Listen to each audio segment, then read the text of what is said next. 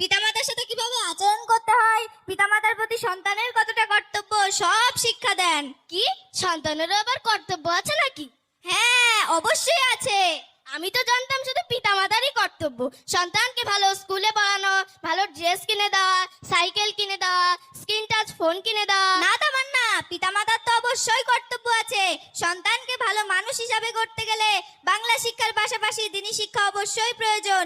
আর সন্তানের কর্তব্য পিতামাতার সাথে নমনীয় ভাবে কথা বলা এবং মন থেকে তাদেরকে ভালোবাসা। এক কথায় কিঞ্চিত পরিমাণ তাদেরকে কোনো রকম কষ্ট দেওয়া যাবে না।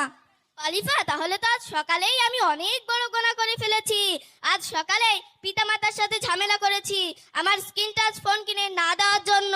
আস্তাগফিরুল্লাহ, তুমি এটাও জানো না আমাদের রাসূল সাল্লাল্লাহু আলাইহি ওয়াসাল্লাম হাদিসের মধ্যে বলেছেন, আল জান্নাতু তাহতা কদামিল উম্মাহাত। তার মানে? এর মানে হলো জান্নাত মায়ের পায়ের নিচে। আমি তো তাহলে জীবনে অনেক গোনা করে ফেলেছি। এই গোনাহ থেকে বাঁচার কি কোনো রকম উপায় আছে? হ্যাঁ, অবশ্যই আছে। এই গুনাহ থেকে বাঁচতে গেলে সর্বপ্রথমে তোমার পিতামাতার কাছে মন থেকে ক্ষমা চাইতে হবে এবং আল্লাহ রাব্বুল আলামিনের কাছে অন্তর থেকে তওবা করতে হবে। কিন্তু আলিফা, আমি তো তওবা করতে জানি না, তুমি কি আমাকে একটু পড়িয়ে দেবে? হ্যাঁ, অবশ্যই পড়িয়ে দেব। খালিস মনে অন্তর থেকে পড়ো। আচ্ছা, ঠিক আছে।